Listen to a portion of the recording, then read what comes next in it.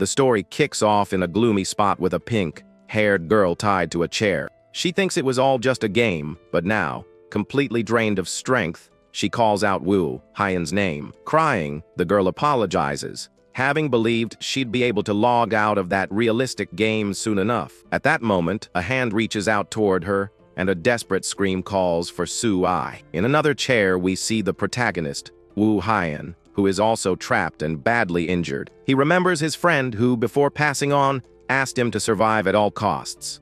Woo Hyan then looks around and realizes there are several other people in the exact same situation. As time passed, he had no choice but to accept his tragic fate. The young man now begs in his thoughts for his friends not to abandon him there. With tears in his eyes, the protagonist begins to understand the harsh truth about that place. He accepts that this nightmare has become his new and terrible reality forever. The scene changes to show us a famous virtual reality game called Reverse Planet. This was the #1 game in the world, featuring dimensional portals and invasion wars. The protagonist joined this game on the recommendation of a very close female friend, but he ended up completely trapped in a world where the game turned into reality. Back in the present, a scientist congratulates test subject number 62. He says the prisoner is closer to becoming a transcendent being in their project. This transcendence project was an experiment that sacrificed thousands for one perfect being. To achieve this, they kidnapped people and used inhumane methods like body modifications. Basically, they were terrible biological experiments to achieve their goals. The scientist then orders them to get rid of those who couldn't handle it and takes subject 62 away. Watching his friends being taken away, Woo Hyan swears to himself that he will never forgive them. Gritting his teeth, he thinks that if this has become his reality, he's going to do something about it. With a look full of hatred, he vows to survive and get his revenge at any cost. Suddenly, an alarm sounds throughout the facility, announcing that the subjects are escaping. We then see Woo Hyan and his friends running desperately down a long corridor. The protagonist says excitedly that if they get through that hallway, they'll finally be free. But as they get close to the exit, they are stopped by a muscular guard with red hair. The guard then mocks them, saying they made it far, but have no idea what awaits them.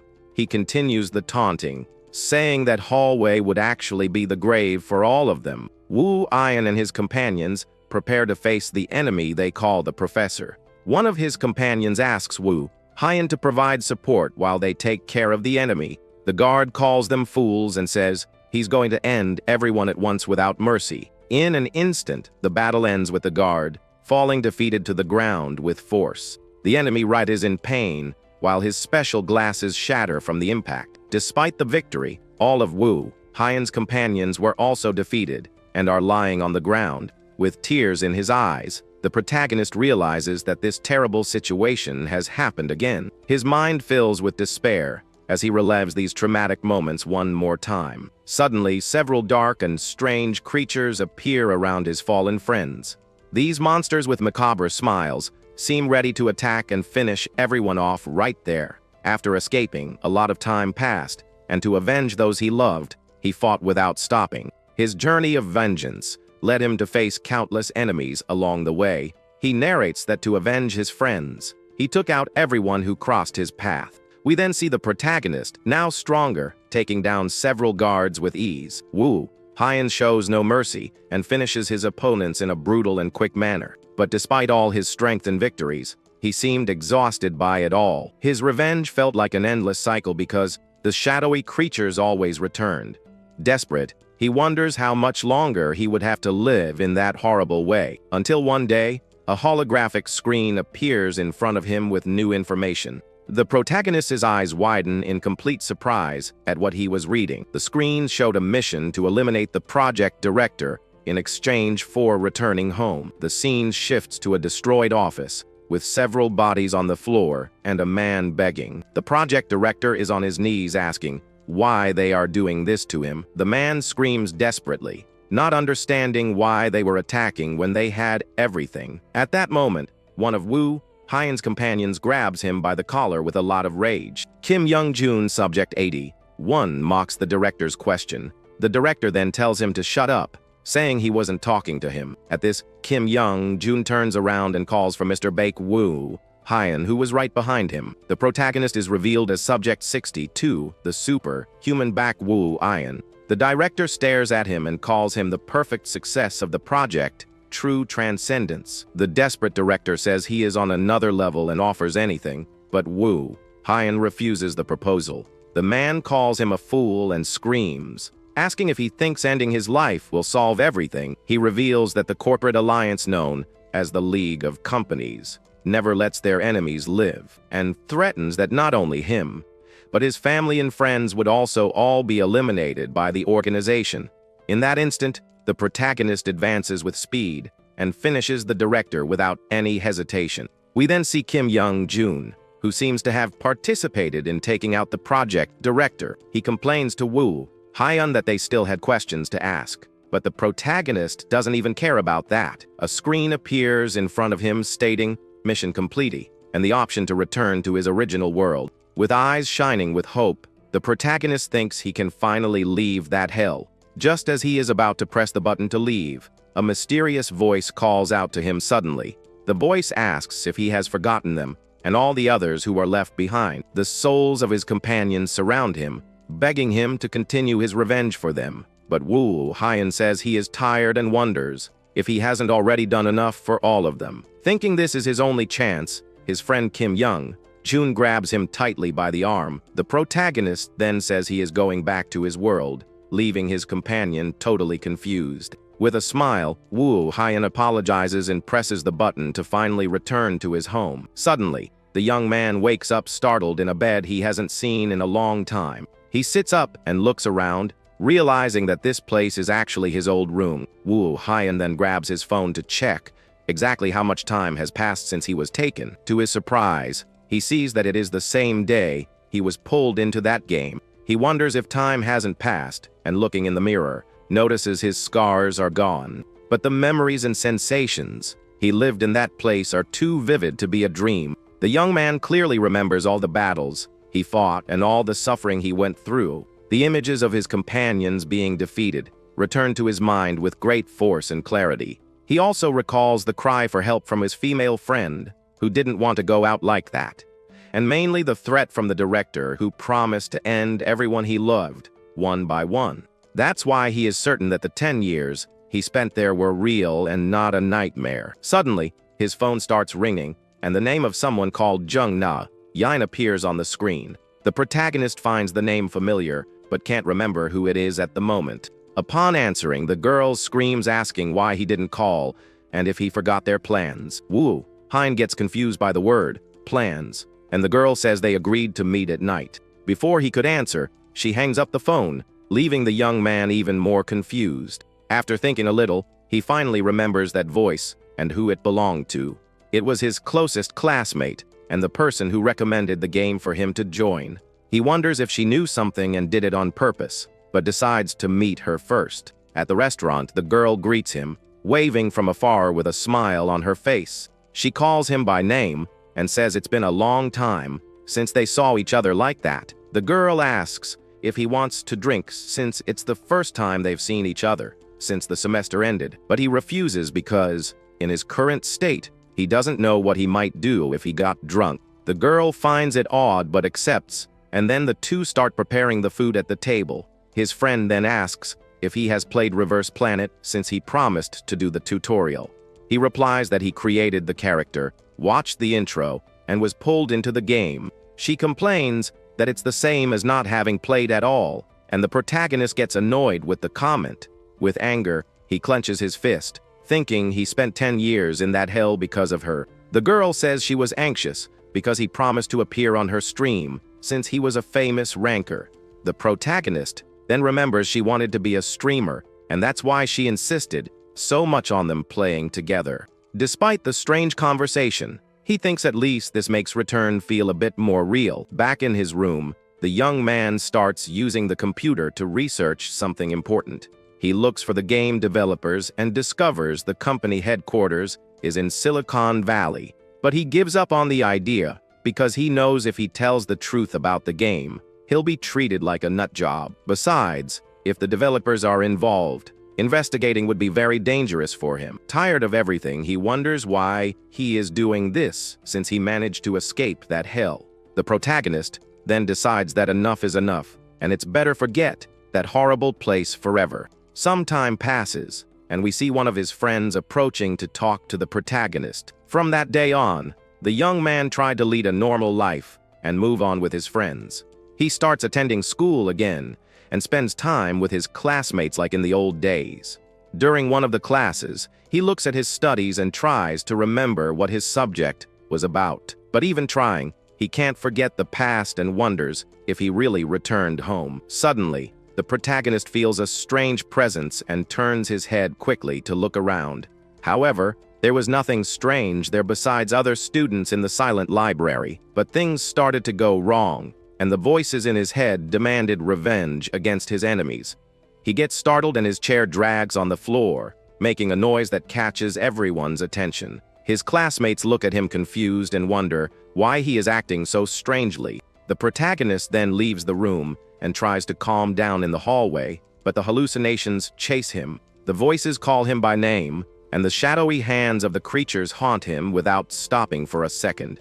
At that moment, one of his friends approaches worriedly and asks if he is okay, touching his arm. Reflexively, the protagonist pushes him away with great force, leaving the classmate scared. His mind tricks him, and for an instant, he sees a weapon in his hand, ready to attack whoever approaches. In his vision, he attacks his friend without mercy, as if he were one of his old enemies. The friend asks what he is doing, and the young man snaps back to reality, realizing his mistake. He apologizes, saying he got scared, and his friend comments that people think he's acting weird. The young man looks at his trembling and sweaty hands, realizing he is losing control of the situation. Later, he sits on a bench to rest and try to put his thoughts in order. But the shadowy creatures appear again at his feet, calling for him to return. They surround him and ask if he has already forgotten them and the revenge he promised to seek. Desperate, he begs them to stop when his friend Na Yin finds him and calls his name. She looks at his tired face and asks if something is wrong because he looks very beat down. The young man denies it with difficulty, saying it's nothing major, but his appearance says otherwise. The girl says if he needs anything just to talk to her, but he just ignores her without answering. He then finally understands that it was he himself who brought those specters to his world. He decides that if it will only end when he satisfies the specters' desires, then he will do it. He thinks that living this way here wouldn't be any different from the hell he lived in before. So the protagonist enters an immersion capsule, determined to return to that world. He decides he's going back to that place to finish what he started once and for all. A welcome message to Reverse Planet appears, and he emerges in an unknown room. He wonders where he is, and looking in the mirror, recognizes the laboratory waiting room. The young man questions why he didn't return to that world, and if there is some condition he needs to fulfill. A screen appears asking if he wants to finalize the character appearance, and he decides to play the tutorial. He adjusts some settings and disables combat assistance, since he was already used to fighting without it. Now he needs to choose his first main element to start building his skills. The game's skill system allows choosing a central element and strengthening the character with sub-elements. The elements are so varied that there are experts dedicated to researching the best combinations. Among all the options, he chooses the same one that made him a superhuman in the other world. A voice calls him Subject 48 and says they meet again after a week. The young man realizes the game doesn't show the terrible process before the awakening of abilities. He understands that no one would want to go through those horrible experiences, even in a game. The voice then tells him to enter a room for the next experiment to begin immediately. Upon opening the door, he faces a terrifying sight that leaves him paralyzed with fear. In front of him is a giant robot known as Edinal, a deadly combat machine. This robot was created to contain awakened subjects and was responsible for many losses. The first mission of the tutorial appears asking him to defeat the robot using his ability. He remembers one of his friends begging for help before being attacked by the machine. The memories of the robot attacking and finishing his companions return forcefully to his mind. The Edinal advances rapidly in his direction, ready to attack with its sharp claws. The protagonist prepares for combat, thinking that researchers only do disgusting things. With his eyes glowing in a golden hue, he prepares to face the giant robot. The Ednal attacks with a powerful blow, but the protagonist manages to dodge with agility. The robot continues its charge, but the young man moves with impressive speed. He dodges all the robot's attacks, as if he already knew all its movements. The protagonist then jumps over the robot, preparing to counter-attack with full force. He thinks the final version of the robot is more complicated because it uses special abilities, but with a single powerful blow, he destroys the initial version of the Etnal with ease. The robot's pieces fly everywhere, and the experiment is concluded successfully. The voice congratulates Subject 48, saying his skills are impressive. The tutorial is concluded, and the voice prepares to start the next experiment immediately. Suddenly, an intrusion alarm sounds throughout the lab, catching everyone by surprise. The researchers panic, shouting that it's a government invasion and running for cover. A female voice announces over the speakers to all victims trapped in the lab. She asks everyone to flee outside the facility with all their strength right that instant. The second mission of the tutorial appears, asking him to escape the facility. The protagonist thinks he needs to get out of there first, while the chaos and explosions continue. He runs down a corridor and wonders if the explosions have stopped so he can advance safely. The young man finds the corridor completely destroyed and comes across a wounded government soldier. He recognizes the mark of the Dimensional Management Department and realizes it's not an enemy. The soldier helps him open a room with various weapons and tells him to take whatever he wants to defend himself. The room is full of weapons of all types, from axes and swords to modern firearms. The soldier hands him a transmitter and says as soon as he gets out, he must send a signal for rescue. But before he could finish the sentence, the wounded soldier ends up succumbing to his injuries. The protagonist turns to the wall of weapons and remembers that this is just a game to progress. He then grabs a scythe from the wall, ready to continue his journey and escape that place. Suddenly, he is embraced by one of the shadowy creatures that have haunted him since the beginning. Elsewhere, we see a streamer named Kang y'all complaining about having to play Reverse Planet. Her viewers tease her in the chat, saying she has no choice because it was a promise. She says a promise is a promise and that a woman like her never breaks her word to her audience. Her fans continue to roast her, saying she has already lied several times about the games she would play. The streamer then announces she will start playing as punishment for failing a previous challenge. She saves the character appearance and chooses flames as her main ability for the game. The game explains that combat assistance helps in various areas like stance and skill usage. Her viewers demand she plays without any assistance on the hardest mode of the game. The streamer gets nervous and wonders if it's possible to complete the tutorial with zero help from the system. She researches and discovers that the percentage of players who play without assistance is basically zero. The streamer says she is confident in her skills, but knows it will be hard, like controlling a third hand. Suddenly, a mission appears offering a cash prize for completing the tutorial without assistance. With shining eyes, she changes her mind and says every streamer should try this at least once. Excited about the reward, she runs to start the mission, determined to win the challenge. But right on the first attempt, she is defeated by the robot in just 2 minutes of gameplay. She complains that the game is unfair for making players fight without any prior explanation. The streamer is defeated again, and her viewers comment that the mission wasn't made to be won. She then realizes she already got the necessary items and only needs to escape to complete the mission.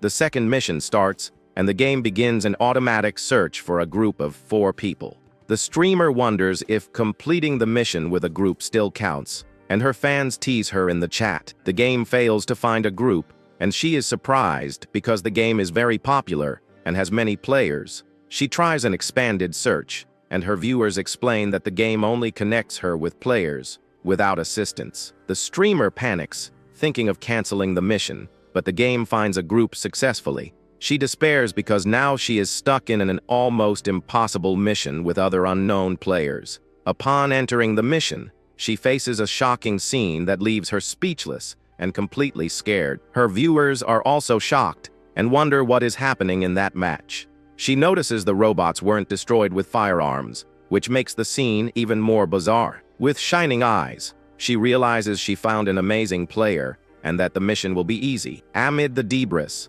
she spots the protagonist standing with his weapon in hand, surrounded by defeated enemies. The protagonist turns his face back with his eyes glowing in a mysterious purple hue. The streamer approaches carefully and asks if someone is there amidst the wreckage. Suddenly, the protagonist appears in front of her and points a knife in her direction with a cold look. In a quick movement, he attacks her but manages to stop the knife inches from her face. The streamer is completely terrified and frozen with the blade so close to her eyes. She hides behind a wall and begs him to spare her, thinking he is an enemy. The young man realizes his mistake and says he's leaving, but the streamer stops him and asks to go with him. She introduces herself as Kang, so Yoan asks if she can appear on his live stream. The girl guarantees that privacy mode is on, and his face won't be shown. Suddenly, the protagonist stops walking, and the streamer wonders if he got angry with her. Several guards appear and shout that it's a fugitive test subject, ordering to eliminate without capturing. The guards open fire, and the streamer protects herself from the shots, wondering why the tutorial is so hard. She worries about her new companion and asks if he is okay in the middle of the shootout. The protagonist dodges bullets with superhuman agility, using his chains to move. In an acrobatic move, he uses the chains to protect himself and advance against the guards. With a single swing of his scythe, he eliminates all enemies, leaving the streamer shocked. Her viewers are impressed and comment that what they just saw was crazy. They wonder how he manages to use the weapon like that without any assistance from the game. The protagonist continues to fight with incredible skill, combining attacks and defenses perfectly. The streamer watches and realizes the only element that changes eye color is the perfect being. She wonders if that isn't the trash skill that prevents the use of powers in the game. The perfect being is one of the many main elements of the game that strengthens physical attributes. However, it completely prevents the use of any special ability of the character. Because of this penalty, most players consider it one of the worst skills in the game. The streamer finds it strange someone would choose a build that prevents power usage in a game focused on it.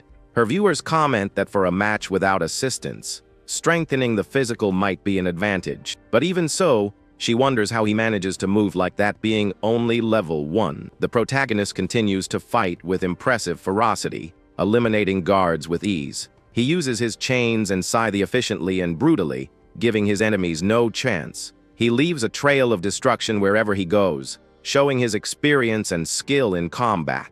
The reflection in his scythe shows his eyes full of hatred and thirst for vengeance against his enemies. The shadowy creatures surround him again, saying his revenge isn't enough for them yet. Suddenly, a guard appears in a corner preparing to attack the protagonist by surprise. The guard aims carefully at the young man's head, ready to fire at any moment. The streamer notices the danger and screams for him to watch out for the hidden enemy. The protagonist pulls her close and uses his body as a shield to protect her from the shots. The bullets ricochet off his body as if he were made of steel, causing no damage. The guard is shocked by the scene, and the streamer uses the distraction to counter-attack. With a precise shot, she eliminates the guard, ending the threat and saving the protagonist. Relieved, she takes a deep breath, and her viewers praise her aim. The protagonist asks what she thought of his performance, and the streamer is speechless. With a smug smile, she says she still managed to help in the battle against the guards. The young man remembers his friends and the voices that called him brother in that terrible place. The memories of his companions haunt him, and he remembers the sacrifice of each one of them. The streamer calls him bus driver, a carry, and he stares at her with a serious and distant look. She apologizes and says she knows he did all the work, but he corrects her, saying she helped. The viewers praise the protagonist's kindness, even with the streamer taking advantage of the situation. The girl asks if she can continue with him in the tutorial, and he agrees without caring. She calls him bus driver again, but he corrects her and asks to call him Bake Woo, Ian. Curious, she asks if he really chose the perfect being skill as his main element. The streamer is impressed by his ability to dodge bullets without any special power. He says he doesn't play other games in particular and asks why she is so curious about it. The protagonist warns her that there are two eternal robots 20 meters ahead of them. The girl is shocked and wonders how he can sense enemies without any detection power. Turning the corridor, she confirms he was right and faces the two giant robots. The protagonist says he really liked fighting in the Colosseum and advances toward the enemies. He attacks the robots with overwhelming fury, using his scythe to destroy them quickly. With a single powerful blow, he destroys one of the robots, showing his strength and skill. He remembers how he dedicated himself to the game and how his skills took him to the top. The protagonist reveals that he even managed to get into the ranking of the best players. With a final punch, he destroys the last robot, showing his superiority in physical combat. The streamer and her viewers are impressed by the ease with which he defeated the enemies. One of the viewers explains that formerly, being a Colosseum ranker guaranteed a spot on a pro team. Hearing the name Battler, the streamer is shocked, and her eyes widen in surprise. She asks if they are talking about the most famous professional player in all of Reverse Planet. The protagonist tells them to keep moving, and the streamer follows him without questioning his orders. They arrive at the final mission of the tutorial, where a mysterious voice greets them on the staircase. The chief of the research lab appears and says they made it far only to meet their end. With an evil smile, he threatens them, saying that place will be the grave for both of them. The streamer realizes the chief is the last challenge of the tutorial and that the journey is almost over. Suddenly, the shadowy creatures appear around the chief, ready to attack at any moment. With macabre smiles, they prepare for the final battle against the protagonist and his companion. The chief advances with fury, shouting that they won't leave that place alive no matter what. The streamer prepares to provide support with her weapon, while the protagonist gets ready for combat. She shoots at the chief, but he creates a particle barrier that blocks all her shots. The streamer offers to cover him with suppression fire while he attacks the chief up close. The protagonist advances without fear, ready to face the chief and satisfy the specter's desires. With a powerful punch, he hits the chief squarely, breaking his barrier and throwing him far away. The impact of the blow creates an energy explosion that echoes through the dark corridor. The streamer is shocked and wonders if what just happened was some kind of bug in the game. The chief gets up furious and activates his steel body ability, ready for the final battle. With a war cry, he jumps toward the protagonist with crushing force. The impact of his attack sinks the floor, and viewers comment on the chief's power. The chief asks how long he will manage to dodge his attacks with such ease. The protagonist continues to dodge the chief's attacks with impressive agility and no effort. The intense battle destroys the scenery around them, but the young man isn't intimidated by the chief's strength. Viewers comment that even with assistance, it's hard to dodge the chief's attacks. The protagonist finally attacks and lands a powerful punch on the chief's face with full force. The chief is thrown back and kneels on the ground, feeling the pain of the received blow. The shadowy creatures surround him and tell him not to deactivate his steel form so easily. They demand the protagonist be even more brutal and make the chief suffer as they suffered. The chief wonders how a simple test subject can have so much power, and the protagonist stares at him with contempt. With a cold smile, he thanks the chief for making him so strong with his experiments. The streamer watches the scene shocked, not understanding what is happening between the two. A message announces the chief's defeat, and the streamer is impressed with the young man's victory.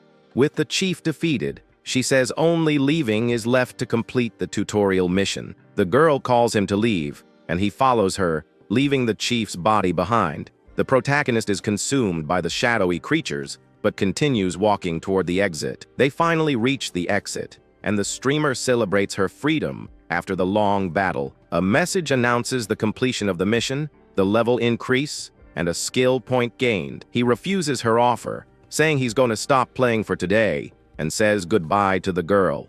The streamer thanks her viewers and ends the stream celebrating the victory in the tutorial. She asks him to wait and asks what suggestions she has for him at that moment. With a shy smile, she asks if he would like to be a regular participant in her stream. The streamer explains she wants to focus on the main story of the game, with some PvP battles now and then. She offers good payment and the freedom to choose his own schedules to participate. The protagonist refuses the offer, and the streamer realizes she won't be able to convince him to change his mind. She then asks to add him as a friend in the game, and he agrees without caring about it. The streamer thanks him for the help and logs off the game, leaving the protagonist alone in the scenery. Even after completing the tutorial, he wonders why he still can't return to that world. Back in real life, he researches the game and finds several threads about his performance.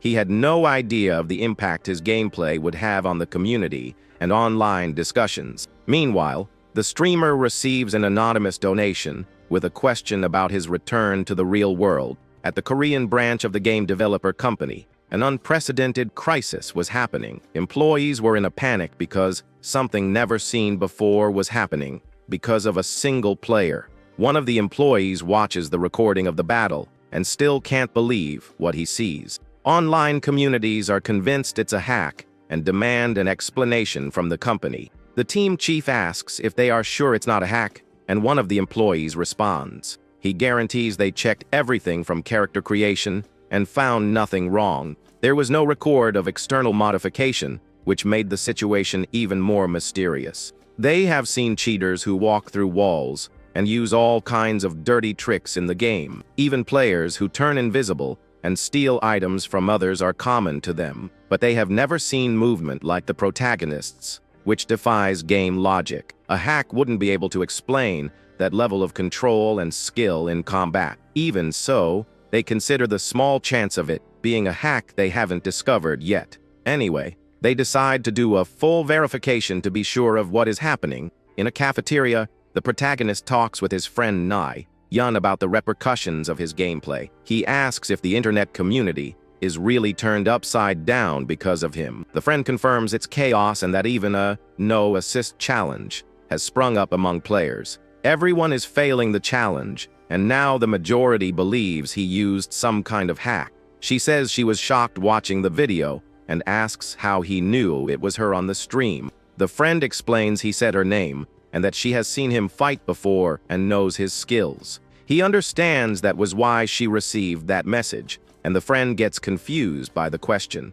She gets worked up and asks if he was contacted by the company to verify if he is cheating. The protagonist confirms and explains they contacted him through the streamer to schedule a meeting. The friend gets excited and asks if he is going to accept the company's proposal to be verified. He thinks this is his only chance to contact the true creators and find out about the other world. He says he'll think about it, but he's already practically decided to accept the company's proposal. The friend advises him to clear his name if he intends to continue playing so as not to be called a cheater. She says his fighting style is unique and that no one can fight that way. She says even professional players are discovered by their habits and tics in matches. The friend is relieved he accepted because otherwise, the streamer would have received a lot of hate. He asks why, since they don't even know her, and the friend laughs at his innocence. She explains the blame would soon spread to the streamer who brought him into the match. The protagonist reflects on this, and the friend imagines herself in his cup with a mischievous smile. He sends a message to the streamer confirming he accepts the verification proposal. The streamer celebrates the news, excited about the opportunity to increase her audience. She believes that with so much attention, her viewer numbers will skyrocket in the next broadcasts. In her studio, she prepares everything for the stream and says everyone will be amazed by what they will see. 4 days later, the broadcast to clarify the hack controversy begins. The streamer greets the protagonist and says everything must have been very stressful for him. He reassures her, saying he doesn't care about the situation and isn't bothered by it. The young man asks if she suspects him, and she denies it, saying she saw his movements with her own eyes. She says the intensity in his eyes convinced her that he wasn't a cheater. The streamer prepares to start the broadcast, and the protagonist agrees to begin the verification. She greets her viewers and thanks them for waiting for the start of the live stream. With more than 10,000 viewers right from the start, she realizes how big the interest in the debate is. The protagonist introduces himself, and the chat fills with hate comments and accusations of cheating. The streamer asks everyone to calm down and maintain civility, so she doesn't have to close the chat. Before starting, She asks the protagonist what he thinks about this whole controversy. He says he finds it ridiculous to receive so much attention for something so small and unimportant. The streamer says it was an amazing play and that they brought a special guest for the verification.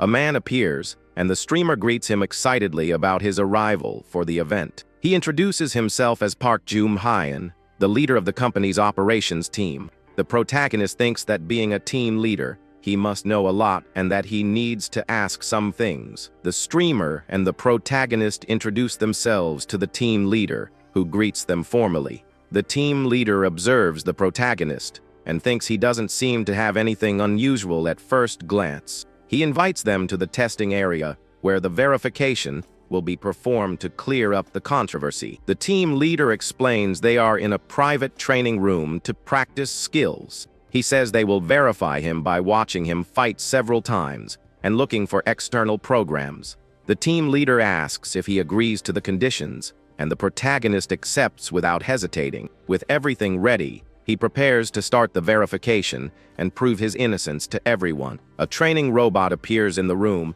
and viewers wonder about its strength and level. The team leader says they will start with an intermediate-level training robot.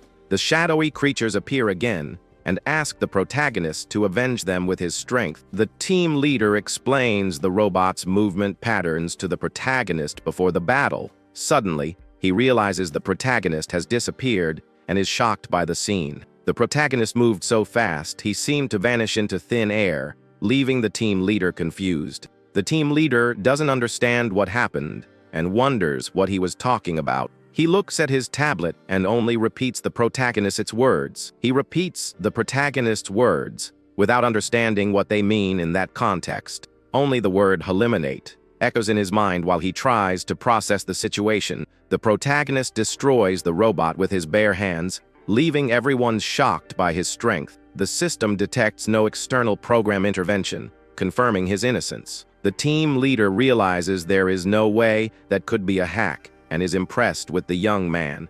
The protagonist steps on the robot's debris and says the test is over with an air of superiority. The team leader says they detected no external program, but that the test was short. He asks if the protagonist would mind fighting the way they suggest in the next test. The young man understands they are checking if he uses auto combat hacks and agrees. He explains that auto combat hacks fight for you, but can't imitate a real player. The team leader asks him to defeat 3 intermediate robots using only the chain scythe. He thinks this should be a huge disadvantage, but doesn't seem worried about the challenge. 3 training robots appear in the room, and the protagonist prepares for battle. He advances toward the robots without hesitating, ready to show his skills once again. The protagonist attacks the 3 robots simultaneously with impressive speed and precision. He uses his chains to move across the battlefield and attack the robots from all angles. With fluid and acrobatic movements, he dodges the robots' attacks and counter-attacks ferociously. He uses his chains to bind and destroy the robots with incredible and unique skill. In a few moments, he defeats all 3 robots, leaving a trail of destruction in the room. The streamer and the team leader are shocked and comment on the protagonist's surreal skill. The team leader says he has already collected enough data, but his curiosity speaks louder. He wonders if the protagonist can defeat an advanced robot with only one skill. With a greedy smile, he decides to do one last test to see the young man's limits. A new robot emerges from the ground, and its glowing red eyes stare at the protagonist. The robot has a female appearance, and viewers comment on the seriousness of the challenge. The team leader announces that the next test will be against an advanced training robot. The protagonist's eyes glow golden, and he prepares for the toughest battle yet. The robot stares at the protagonist with a challenging look, ready for the combat to come. With an evil smile, the robot prepares to attack with impressive speed and strength. The protagonist prepares for battle with a determined look, focused on his opponent. The robot advances and attacks with a powerful punch that the protagonist barely dodges. The young man is grazed and feels the force of the blow, throwing him back violently. He counterattacks with a punch, but the robot dodges easily, and the battle intensifies. The robot continues to attack with a series of quick and precise blows that destroy the surroundings. The protagonist realizes the advanced robot is on a completely different level from the previous one. He knows a single blow could be fatal, and that he needs to be extremely careful in battle. The young man tries to attack the robot with a punch, but his hand is stopped by the enemy's resistance. He realizes the robot's body is much tougher, and his attacks aren't working. The robot counter-attacks with a powerful blow that the protagonist has to dodge with agility. Determined to win, he decides to keep attacking until one of his blows finally works. The team leader and the streamer watch the battle, shocked by the protagonist's skill. The team leader can't believe someone can fight an advanced robot like that. He realizes the protagonist is turning the game around completely, and there is nothing left to watch. The team leader decides to end the test because he has already collected enough data for verification. He announces the verification is over and removes the training robot from the testing room. The streamer asks what the result was, and the team leader confirms there was no external interference. The streamer celebrates the news, and the chat fills with comments about the company's official verdict. She announces to everyone that the protagonist didn't use hacks, and that his skills are real. With the test ended, the streamer thanks everyone and closes the live broadcast of the event. The team leader thanks both for participating, and the protagonist says it was nothing major. The team leader prepares to leave, but the protagonist stops him and says he has a question. The young man asks if there are bugs in the game, or if anyone has ever gotten trapped because of one. The team leader denies it and says if there were such a big bug, the game wouldn't be a global success. The protagonist understands, and the team leader says goodbye and leaves, leaving them alone. The streamer thanks the protagonist for the help and says she will settle the stream revenue with him. He says it's not necessary, but she insists, and the young man agrees to talk about it later. The streamer regrets letting him go, but decides not to insist. He returns to her stream. She says goodbye and leaves, leaving the protagonist alone in the empty training room. The young man feels a bit disappointed because the verification was less productive than he hoped. Suddenly, he receives a message from his friend Nai, Young asking to meet him in the training room. The friend asks how his debut as a streamer was, and he replies without much enthusiasm. He says it's not his thing, and he doesn't like having to pay attention to the chat while playing. The friend then suggests he plays alone, without worrying about the chat, to see if he likes it more. She insists he tries and says she will configure everything so he can play peacefully. The friend then invites him to play some PvP, to experience the game's true potential. PvP is one of the game's two pillars along with PvE, consisting of battles between players. He asks if that's why she called him to the battle prep room, and she confirms. The protagonist says it's not his thing and thought about stopping for now, but the friend insists. He thinks story mode is too similar to the other world, but PvP might be different. He decides to give it a chance, and the friend gets excited to explain how battle mode works. The first mode is duel, where players fight in solo, duo, or best of 3 matches. The second mode has 4 variations: domination, brawl, escort, and conquest in teams of 5. But the mode they will play today is survival, a battle royale with 100 players. In this mode, 100 players drop into different zones, collect gear, and fight until one remains. The friend suggests starting with a squad match, and offers to recommend a good build for him. He refuses the help and says he already knows a good build, the same one that made him a superhuman. The protagonist confirms his choice, and the friend prepares to start the survival match. The military base is one of the battlegrounds of survival mode, and is a classic starting point. The friend asks if she can record the match for YouTube, and the protagonist agrees without minding. She gets excited with the permission, and starts the match with the starting point, set at the military base. With a smile, she wishes him luck, and says to meet alive at the end of the match. Elsewhere, 2 players explore the military base searching for equipment for battle. They complain about the lack of good items, and decide to search elsewhere to gear up better. Suddenly, the protagonist emerges from the shadows, and attacks the 2 players with impressive speed. At another point on the map, the friend watches the kill feed, and is surprised by what she sees. She doesn't understand what the protagonist is doing and wonders how he is eliminating so many players.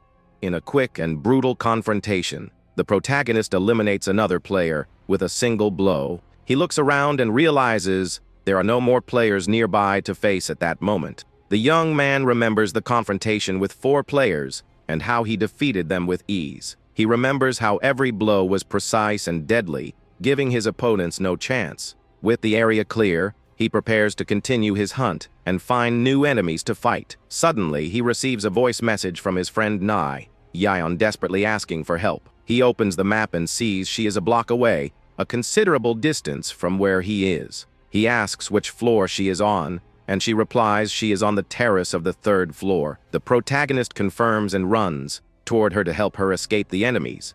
He jumps from one building to another, and 2 players are surprised by his speed and agility. They prepare to face him, but the protagonist attacks them before they can react. One of the players tries to use a fire ability, but the protagonist intercepts him with speed. He grabs the player's hand and absorbs the fire ability with one of his own. The player is shocked, and the protagonist eliminates him with a quick and precise blow without hesitation. The remaining player uses an agility ability and prepares to attack the protagonist. He attacks with a series of purple spikes, emerging from the ground with impressive speed. The protagonist jumps to dodge the attack and prepares to counter attack in the air with his knife. The player is shocked by the protagonist's speed and agility and calls him crazy. The young man attacks him with a powerful kick that throws him far away, ending the battle quickly. The elimination notification appears, and the protagonist continues his journey in search of his friend. He eliminates another player on the way and runs toward the building where she is. With his speed, he eliminates 2 more players on his path without wasting time. He reaches the building and tells his friend he's outside and is coming in to help her. He asks her to wait and prepares to open the building door with care and attention. The protagonist opens the door slowly and prepares for what he might find on the other side. He senses the presence of 4 or 5 players inside the building waiting for him. Upon opening the door, he faces a player ready to attack him with a knife in hand. The player attacks him with an evil smile, but the protagonist is ready to defend himself. The young man grabs the player's arm easily and stops the attack with a quick movement. The player is shocked by the protagonist's strength and speed and can't react in time. With a punch to the stomach, the protagonist eliminates him with a single blow without any difficulty. He says it's time to pick up the pace and prepares to face the other players. He eliminates another player, and the kill feed continues to fill with his victories. The protagonist eliminates 4 more players in quick succession, showing his superiority in combat. The friend watches shocked as the protagonist eliminates every player in the match alone. Suddenly, he appears beside her, and the friend gets startled by his sudden and silent presence. She says she didn't even see him arrive, and now understands how he got 14 kills alone. The protagonist asks if she already cleared the building, and she replies she found a chainsaw. The friend gets excited and says she will lead them to victory in that round with her new weapon. The match ends with the duo's victory, and the result shows the protagonist's impressive score. They play a few more matches and win 10 times in a row with the protagonist carrying the team. The friend can't believe the winning streak, and the protagonist says that's enough for today. She thinks about how her normal college friend is actually a human weapon and wants him on her stream. The friend asks him to wait 2 days and promises to bring a real streaming offer for him.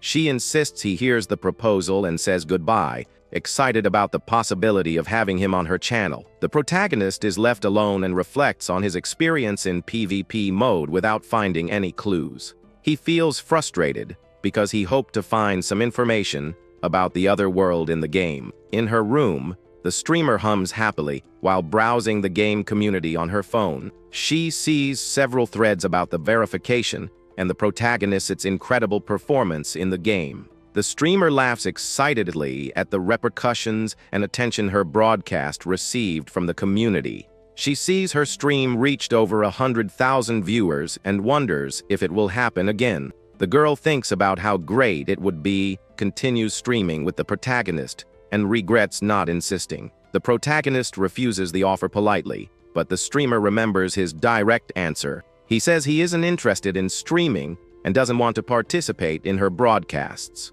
The friend decides to sort out his payment and wonders how much he earned from the broadcast. Seeing the amount, she is shocked and wonders what is happening with her bank account. The next day, the protagonist meets her at a cafeteria without knowing the reason for the invitation. The friend shows a presentation on her laptop about a streamer project for him. She says she spent the whole night preparing the presentation to convince him to accept the proposal. The friend reminds him that he said he would be fine playing alone without worrying about the chat. She suggests a reality show format where he plays and she handles all interactions. The format consists of cast members watching each other's recordings in a studio. She offers to handle everything and even hire a professional commentator if necessary. The friend offers a 60-40 profit split, but he still doesn't seem interested. She asks if he already received the payment from the streamer, and he remembers an email he received. He opens the email and sees that streamer Kang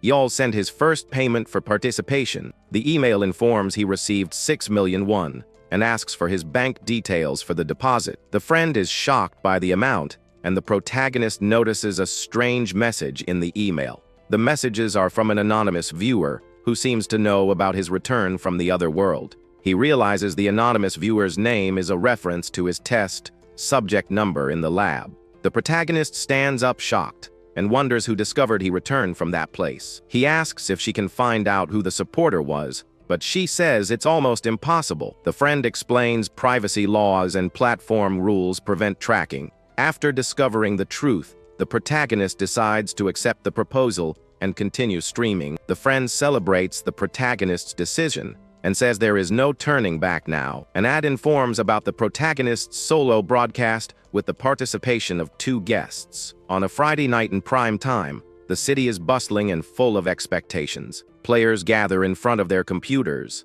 anxious for the protagonist's broadcast. The game community is buzzing with comments and questions about the upcoming stream. 5 minutes before the start, the friend and commentator Chol are nervous in the studio. The friend says she is nervous, and the commentator reassures her, saying everything was prepared with care. Commentator Chol introduces himself as a game professional and admits he was also nervous. He says he didn't expect anyone, besides the streamer, to join the protagonist's broadcast. The friend says, as soon as she mentioned she was friends with the protagonist, he accepted instantly. With everything ready, they prepare to start the live broadcast and show the truth to everyone. The friend and commentator introduce themselves to the audience and welcome everyone to the special broadcast. The friend explains the protagonist is not in the studio and asks them not to be disappointed. She reveals the protagonist is already inside the game, and the camera shows his imposing presence. The broadcast content will be in a reality show format with live commentary and reactions. The friend says everyone is curious to see how the protagonist plays, and now they will have the chance. The protagonist receives a message from her and prepares to start the game's main mission. He receives a message from the Dimensional Management Department to rescue survivors. The main mission is to join the department and meet the rescue team outside the forest. The protagonist runs through the forest and remembers how it all started that same way. He remembers that in the other world, he was desperately trying to escape his enemies.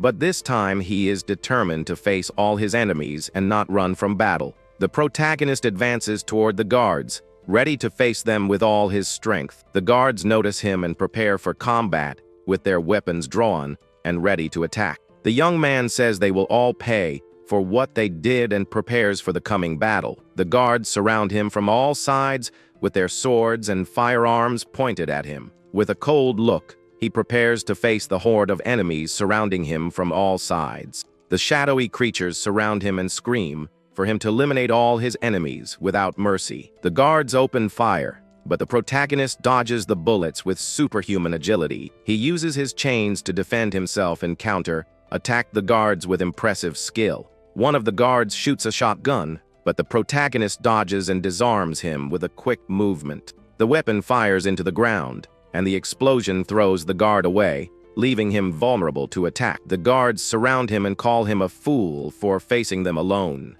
But the protagonist isn't intimidated. He uses his chains to attack the guards from afar with incredible precision and speed. With a quick movement, he snares 2 guards, weapons with his chains, and disarms them. He pulls them close and slams them against each other with impressive and brutal force. The protagonist throws them to the ground with force, and the guards scream in pain from the impact. The guards are eliminated, and the protagonist continues his battle against the remaining enemies. With a final blow, he eliminates the last guard and looks around with a cold and determined gaze. The other guards see him and shout not to let him escape, but he has no intention of running. The commentator is shocked and wonders what he just saw on the live broadcast. He says he has never seen gameplay like that in all his years commenting on the game. The commentator criticizes the protagonist's lack of strategy, and viewers defend him in the chat. A viewer makes a donation in comments on how the protagonist's skill seems broken. The friend asks the commentator what he thinks of the opinion that the skill is overpowered. The commentator explains most skills have cooldowns, but the protagonist's doesn't. He says the protagonist's skill only amplifies his physical abilities without improving them. The commentator concludes the protagonist could fight like that in real life with his skills. The protagonist's eyes glow golden, and he prepares to face more enemies. He is surrounded by soldiers from the Dimensional Management Department, ordering his surrender. Team leader Kim Chul introduces himself and asks him to drop his weapons and surrender peacefully. The department is a government agency that eliminates invading entities from dimensional portals. They arrest and eliminate dangerous invaders inside the reverse world where dimensions mix. The protagonist recognizes the team leader and calls him by name, leaving the man surprised. The team leader realizes the protagonist is a victim from the lab and apologizes for the mistake. The young man explains an agent inside the facility gave him the radio before being defeated. The team leader mourns the agent's loss, and the protagonist remembers his kindness in the other world. The team leader asks him to stay with them until his identity is confirmed, and the young man agrees. The main mission is completed, and the protagonist levels up, gaining a skill point. He is taken to the department's consultation room, and is surprised to have ended up there. He remembers that in the other world, he accepted corporate contracts to fund his revenge. Most contracts involved subjugation missions in the reverse world against dangerous creatures. The corporations used him to collect loot and discarded him when he was no longer useful. He cooperated with the department on missions, but also pointed guns at them when necessary. A woman enters the room and introduces herself as Liu Jin, an agent of the Dimensional Department. The protagonist greets her, and she congratulates him on making it this far with his skills. The agent says he has two choices to make at that crucial moment of his journey. The first is to live as a civilian under department protection, but with ability usage prohibited. The second is to become a department agent and use his skills to protect the world. She explains he will receive training and be deployed as soon as he is considered ready for action. He remembers eliminating department agents in the other world and feels uncomfortable with the idea. The agent asks which path he will choose, and the protagonist ponders his options. He thinks if he chooses to be a civilian, he'll end up accepting corporate contracts like before, and doesn't want that. The protagonist decides to become a department agent, and the agent celebrates his choice. She says they are short on agents, and he will be a great help to the team. The agent explains many people regret signing with corporations due to lack of experience. The department has a lot of knowledge in training awakened ones and conquering the reverse world. She admits pay is better with corporations, but the risk is also higher. He remembers how some companies didn't even pay if you survived, and how he was scammed. After being labeled an unregistered awakened, he was chased by the department for a while. The agent adds him to the awakened registry and hands him a work phone. He asks what the first step is, and she explains he will start as an apprentice. She says she hopes he joins her team, and the protagonist thinks about his debts from the other world. He remembers how Agent Yu Jin led the attack on the lab and saved his team. The protagonist's friend watches the scene and wonders why the conversation seems so natural. She and the commentator are shocked by the advanced artificial intelligence of the game's NPCs. They remember how NPCs in other games barely spoke and were very limited. The friend asks if she can change her choice midway, but the NPC repeats the same phrase. The commentator realizes it is fully adaptive AI, a revolutionary technology. This technology allows NPCs to respond to any situation and communicate freely. The commentator explains the technology consumes many resources and was thus considered impossible. He believes it is necessary to fulfill special conditions to activate this technology in the game. He bets the condition to activate the AI is starting the game without any assistance. The friend gets excited and wonders if the forums will explode with this discovery. The commentator says those who care about game lore will be very interested in the situation. The friend ends the story part of the broadcast and announces they will switch to PvP content. The protagonist enters the battle prep room and notices the anonymous viewer hasn't appeared yet. He asks his friend to notify him if anyone comments or donates as viewer 62. The friend receives a message from the protagonist saying he is ready to start PvP. She announces that today's content will be a new challenge for the protagonist in PvP mode. The friend announces that today's content will be duel mode, and the protagonist prepares for battle. She explains it's his first time in duel mode, and he will start in the entry league. The game has 8 ranks total,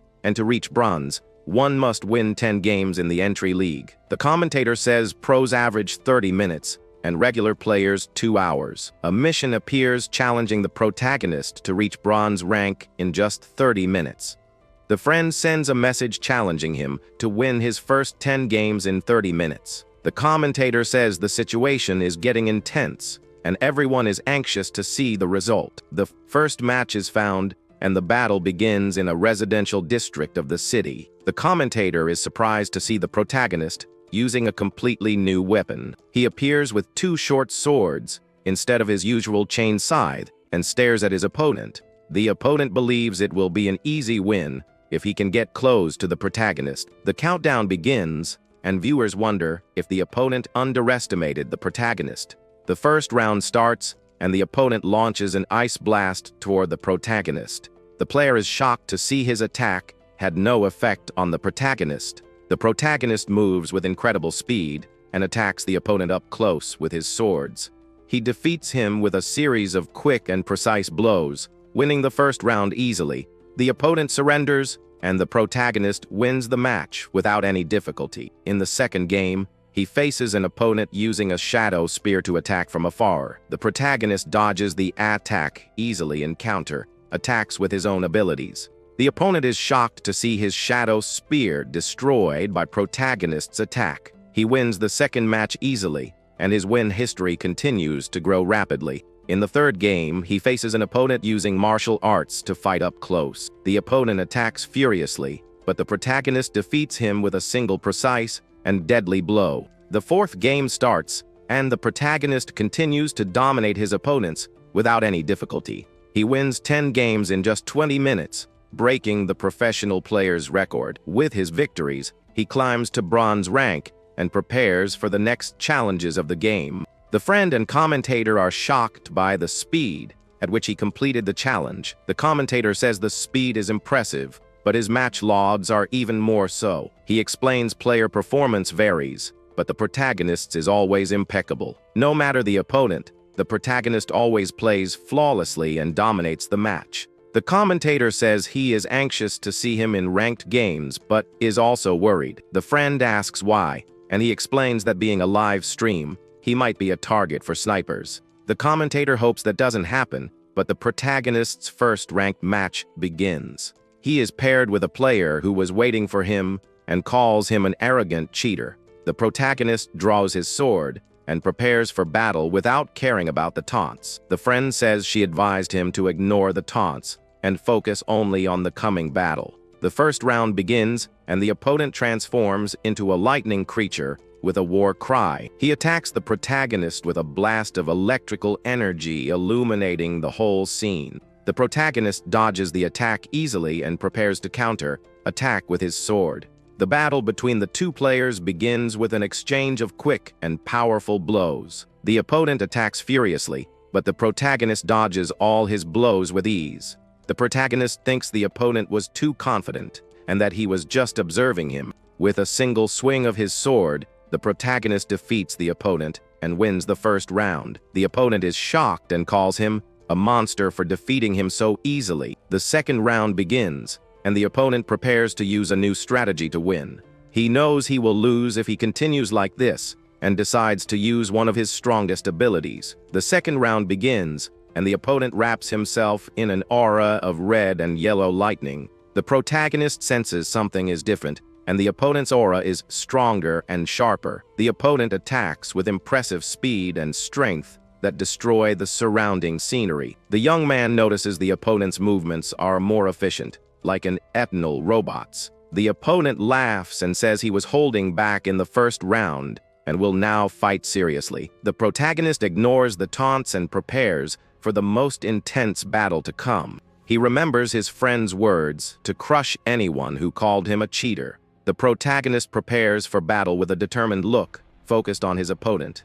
His eyes glow golden, and he prepares to show his true strength and skill. The opponent notices the change in the protagonist's aura and wonders what is happening. He feels he has the advantage, but can't hide his nervousness at the sudden change. The opponent calls him a cheater and attacks with all his strength in a last-ditch effort to win. The protagonist dodges the attack easily and attacks with a blow from his sword. He defeats him with a single movement, and the opponent is thrown far away, defeated. The protagonist continues to dominate the battle, and viewers comment on the opponent's humiliation. He thinks the opponent was too confident, and he was just wasting his time with him. With a final blow, the protagonist wins the first round, and the opponent is shocked by the defeat.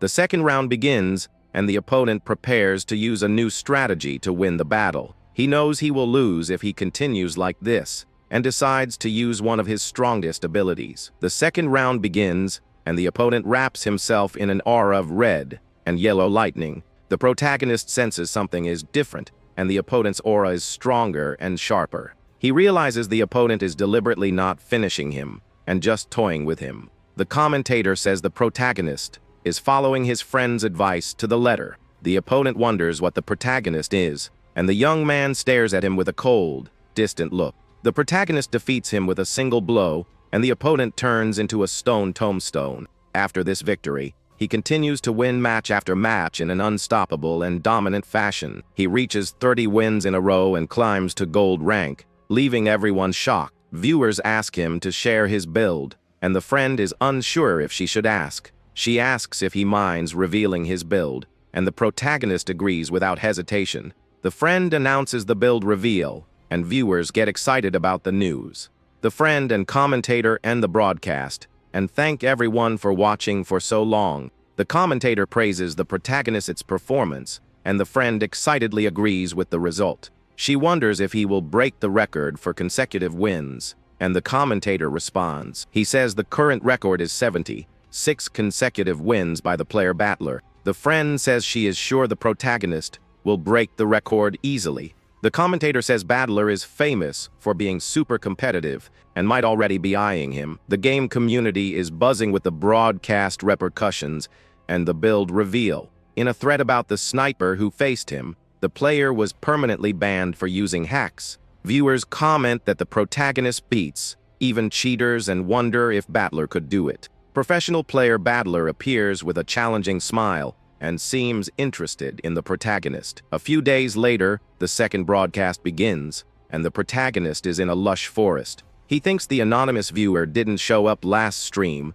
and wonders if something is missing. Agent Ute Jin greets him, and viewers comment on her beauty and popularity in the game. She asks if he is nervous about his first field mission, and he replies he is fine. As soon as he entered the game, a new mission appeared him to join the agent at a designated location. The mission is to completely clear hostile entities inside the reverse world and seal the space. They arrive at an abandoned location, and the protagonist realizes it's another corporate discard. The agent explains corporations abandon locations when they find nothing of value. The protagonist thinks corporations act the same way in both worlds without caring. The mission involves dealing with bug-type enemies that are weak but numerous and annoying. A soldier greets them and asks if they are the awakened ones from the dimensional department.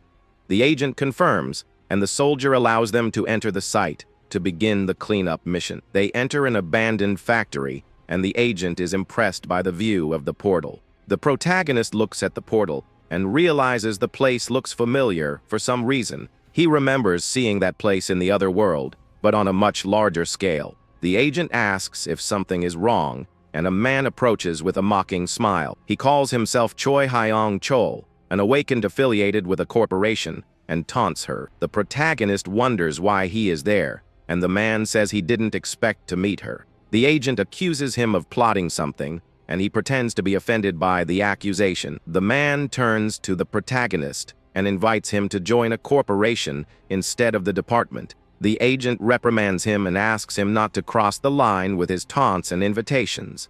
The man backs off and says he'll let her handle the reverse world, saying goodbye mockingly. The protagonist asks who that man was, and the agent explains he was her first apprentice. She says after he was recruited by a corporation, he started spreading malicious rumors. The commentator and the friend are surprised by the revelation and comment on their relationship. The commentator says the adaptive AI is unlocking more story content in the game. The agent decides to drop the conversation and invites the protagonist to enter the portal. Outside, other men watch the scene and prepare to take action shortly after. With an evil smile, one of them says it's time to work and prepares for what's to come. 20 minutes later inside the reverse world, the landscape is desolate and gloomy. The protagonist wipes blood from his face and looks around with a cold, determined gaze. The agent is lying on the ground wounded, and the protagonist prepares to face more enemies.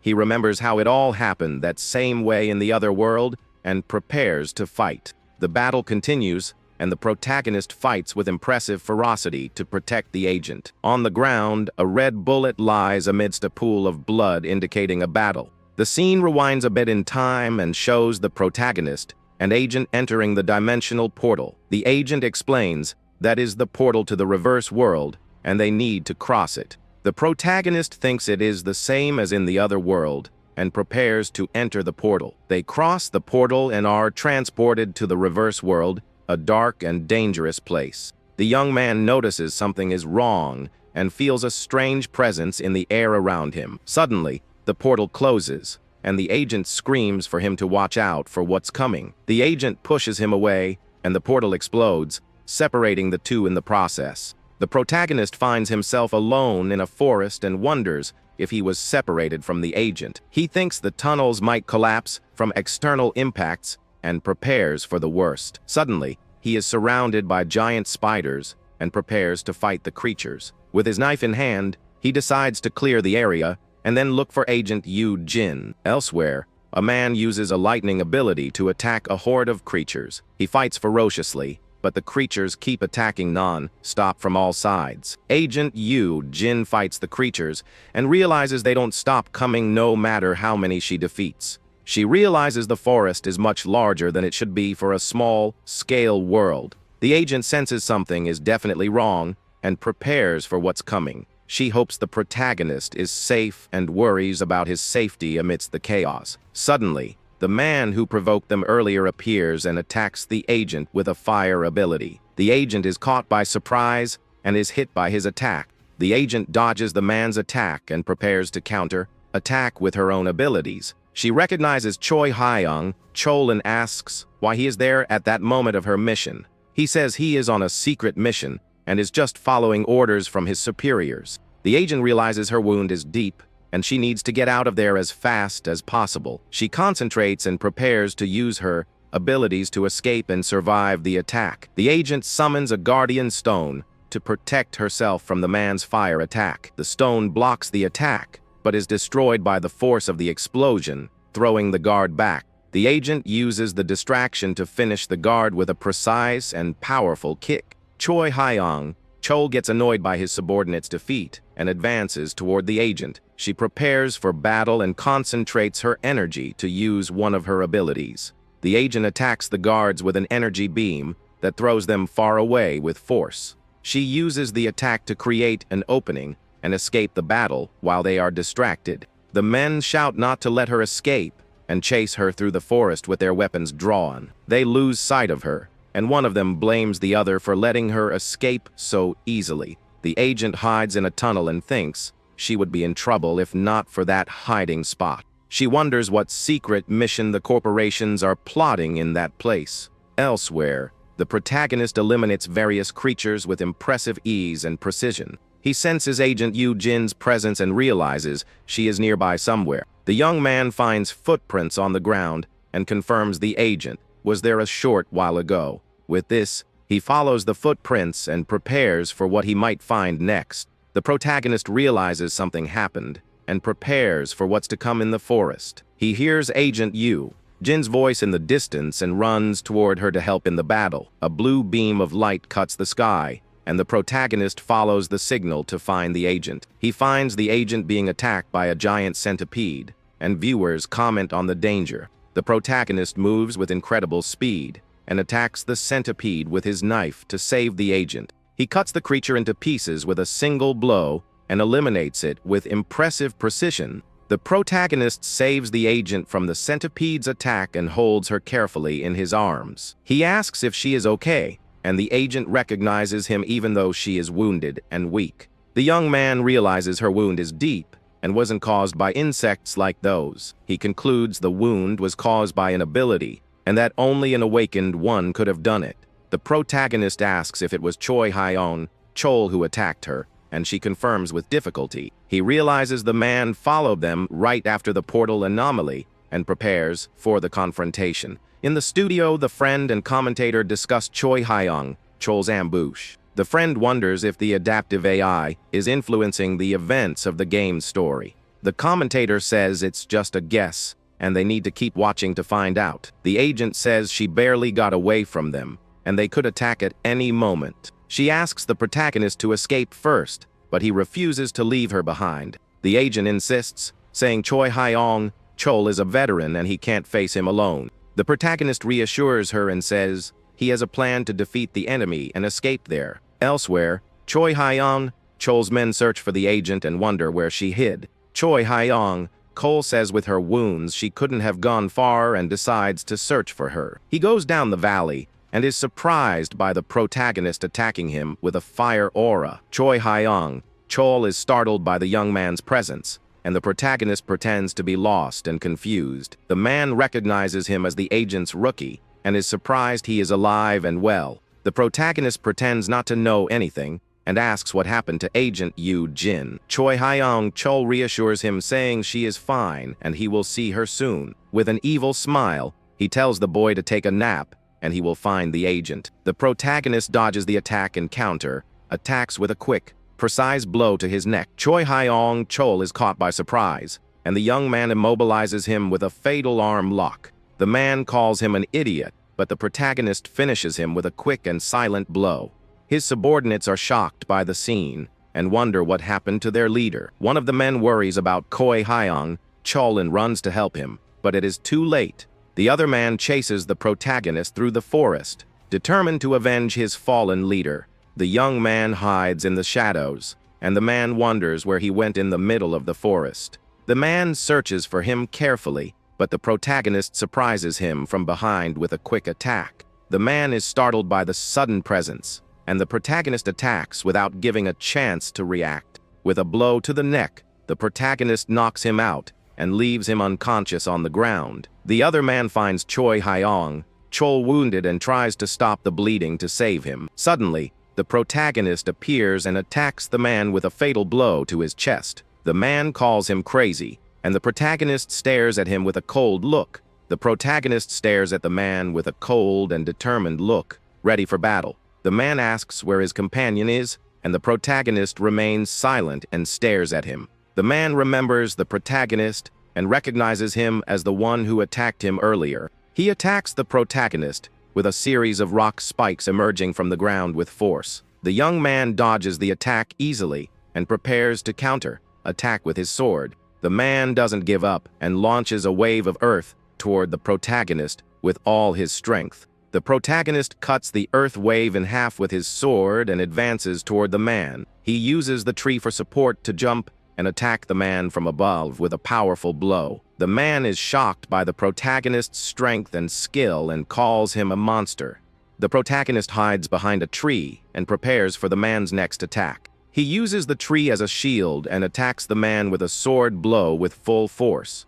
The protagonist pierces the man with his sword and stares at him with a cold, remorseless look. The man begs him not to come closer, but the protagonist attacks him without mercy. With a swing of his sword, he cuts the man in half and eliminates him with a single movement. The protagonist kneels on the ground and prepares for the next attack to come.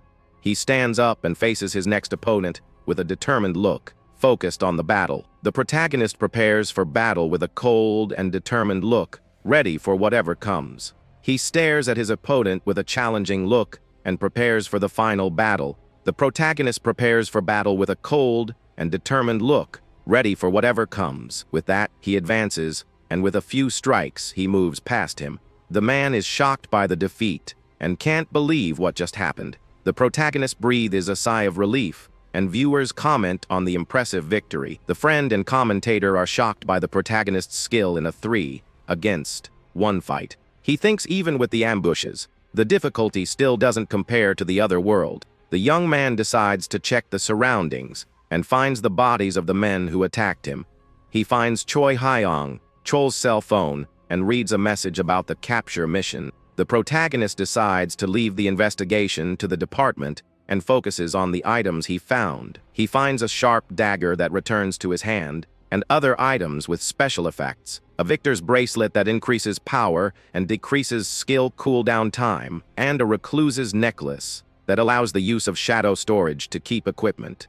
He thinks now he can check item effects, something he couldn't do in the other world. With the new equipment, he prepares to continue his mission and find Agent Yu Jin. He needs to clear the reverse world before the agent's wounds get worse, and it's too late. Elsewhere, Agent Yu Jin faces a giant, dangerous creature in the forest. The area boss, the Emperor Scorpion, appears, and the agent prepares for battle. She laments her bad luck but thinks it's better she faces the creature than the protagonist. The scorpion attacks with its venomous tail, and the agent dodges the blow with agility. She prepares to fight the creature with her skills and determination. The agent uses her lightning ability to attack the scorpion with all her strength. The battle between the agent and the Emperor Scorpion begins with an exchange of blows. The agent prepares to face the giant creature with her skills and determination. Suddenly, the protagonist appears and defeats the creature with a single blow of his sword.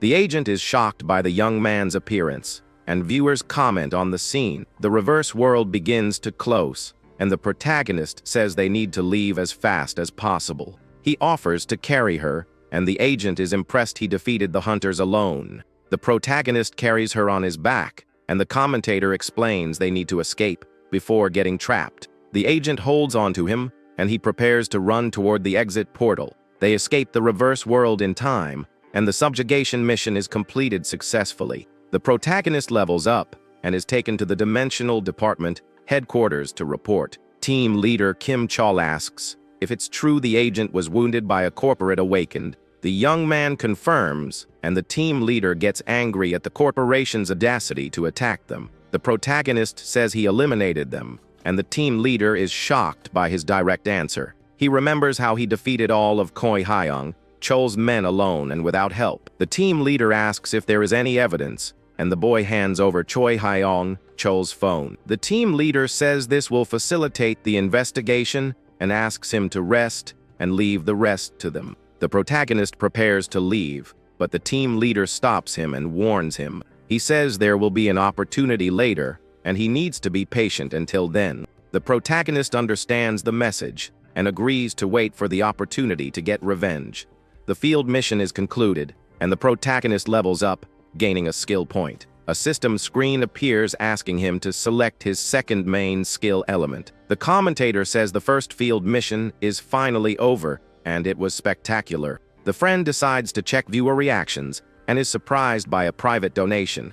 Anonymous viewer 62 donates 3 million won and congratulates him on passing the first checkpoint. He announces he will give a special mission to the protagonist, and that he must finish the stream first. The friend alerts the protagonist about the donation and the message from anonymous viewer 62. The protagonist reads the screenshot and wonders about the special mission the viewer mentioned. He remembers previous messages from the viewer and realizes he knows about his return. The young man thanks the friend for the info and asks her to continue the stream quickly. The commentator notices the friend's distraction and asks if something is wrong with her. She composes herself and says the broadcast is receiving a great response from the public. The commentator reminds that last time the protagonist set a win record in duel mode. The friend announces that today's PvP mode will be Brawl, with 4 different game options. Viewers complain about the choice and wonder if they are avoiding duel mode. The friend ignores the comments and prepares to start the match in Brawl mode. An escort match is found, and the protagonist joins an attack team with other players. The commentator is surprised by the mode choice and prepares to comment on the match. He explains in escort mode, the attack team needs to get the payload to the destination. The friend says she is curious to see how the protagonist will do in a 5 vs 5 team match. The protagonist prepares for battle, and his teammates get excited for the match. The battle begins, and the attack team advances toward the objective. The first round begins, and the payload starts moving toward its destination. The attack team advances with the payload, while the protagonist stays behind watching. The commentator notices the protagonist staying behind and wonders what his strategy is. The young man plans an attack from the rear to surprise the defense team and ensure victory. The commentator explains that although risky, it's a good strategy for skilled players. The protagonist runs through the streets with incredible speed, ready to execute his plan. Viewers comment on the difficulty of the play and wonder if he can do it alone. With his speed, he quickly reaches the defense team's location and prepares to attack. He jumps from a building and surprises the defense team with an unexpected aerial attack. With a determined look, he advances toward his opponents with his sword drawn. He attacks the first enemy with a quick and precise blow, eliminating him easily. The other players are shocked by the surprise attack and can't react in time. With a few more blows, he eliminates 2 more players from the defense team without difficulty. The remaining players wonder what their team is doing and prepare to fight. One of the players decides to hold the protagonist, while the others chase the payload, but the protagonist eliminates 3 more players in quick succession, leaving the team in panic. The first round ends with the attack team's victory, and the players are shocked. The friend and commentator are impressed by the speed at which the match ended. The commentator wonders if the protagonist has some urgent appointment to play so fast. The next 3 modes follow the same pattern, with the protagonist dominating all matches. In Annihilation mode, the protagonist defeats his opponents with impressive strength and speed. He eliminates all players on the opposing team alone, guaranteeing victory for his team. In Domination mode, he invades the enemy base and causes a large explosion to create a distraction. The opponents despair and try to block him, but he attacks them with superhuman agility. He jumps over the wall and attacks the enemies from above with a powerful blow of his sword. The protagonist eliminates 2 players at the same time with an aerial attack and continues his charge. With a cold and determined look, he dominates the match and leads his team to victory once again. In Conquest mode, he advances across the battlefield and captures the enemy flag with ease. He dominates all matches with overwhelming pentakills, finishing the games in an instant. The friend celebrates another donation of 3 million won from anonymous viewer 62. The protagonist reads the message and understands he needs to keep playing to unlock a new system. He decides to keep playing and do what the anonymous viewer wants for now. 3 days later, on the day of the 3rd broadcast, the protagonist is on the training field. He receives a message from Agent Yu, Jin, saying she found a replacement to supervise him. The commentator wonders who the replacement will be, and viewers speculate about the new supervisor. A bandaged hand greets the protagonist and Agent Yu.